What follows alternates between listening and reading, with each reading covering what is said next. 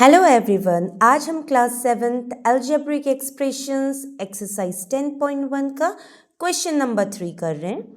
हमारा क्वेश्चन है identify the numerical coefficient of the term other than constant. Okay, what other than constants? Constants नहीं होने चाहिए, उसके अलावा कोई भी टर्म हो, सारे के सारे यहाँ पे लिखने हैं। Okay, in the following.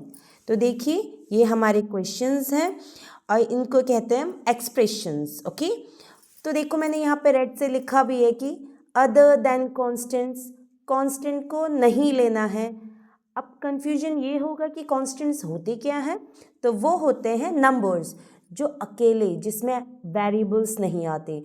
जैसे ऐसा कोई नंबर जिसमें जैसे 5, 6, 8, 11 ऐसे कोई नंबर हो तो उसे हम कांस्टेंट कहते हैं। ओके, तो हम फर्स्ट क्वेश्चन करते हैं सबसे पहले।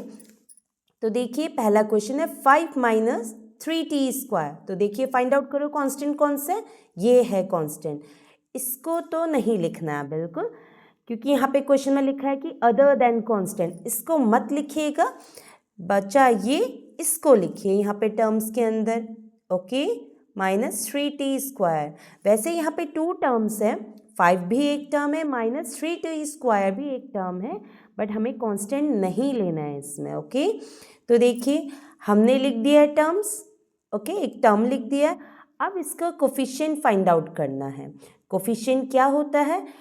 वेरिएबल के साथ जो नंबर होता है उसे हम कोफिशिएंट कहते हैं।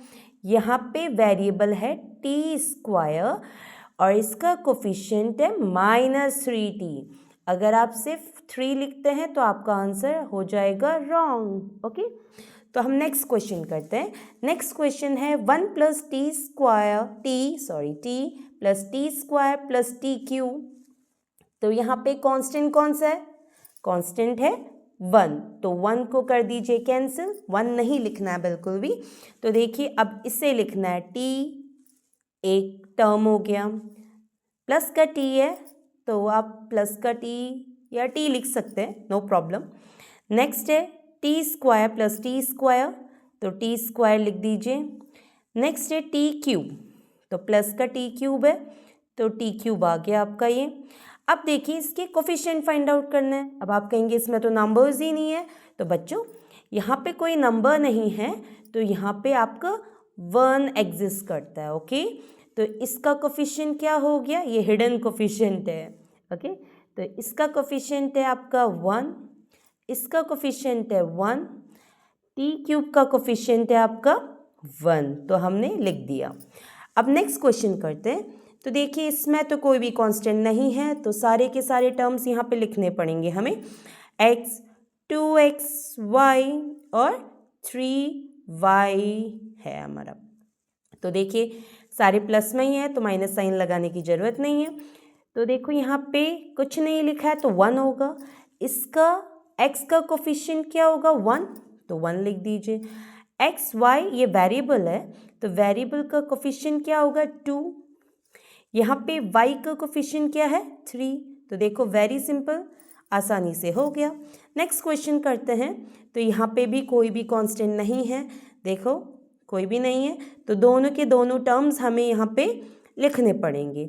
एक है हमारा 100m, दूसरा है 1000n।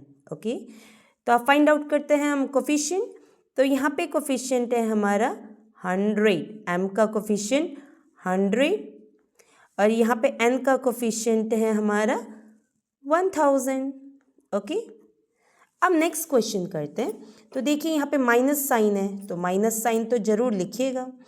तो -p²q², ये आपका फर्स्ट टर्म हो गया। दूसरा टर्म भी लिखते हैं 7pq। ओके, तो देखिए यहाँ पे कोई नंबर नहीं दिख रहा है कोफिशिएंट, तो आप यहाँ पे 1 लिख सकते हैं अगेन, जैसे हमने ऊपर किया था।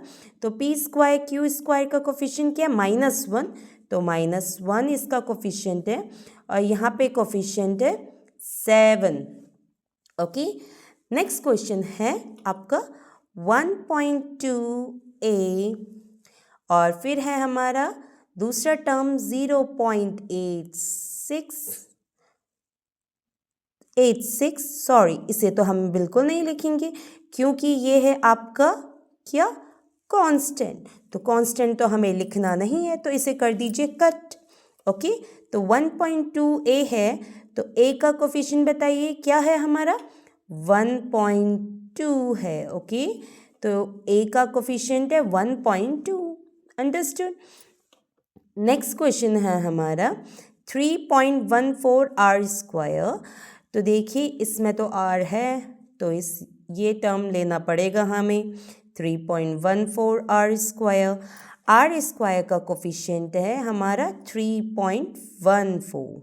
ओके, अब लास्ट क्वेश्चन करते हैं।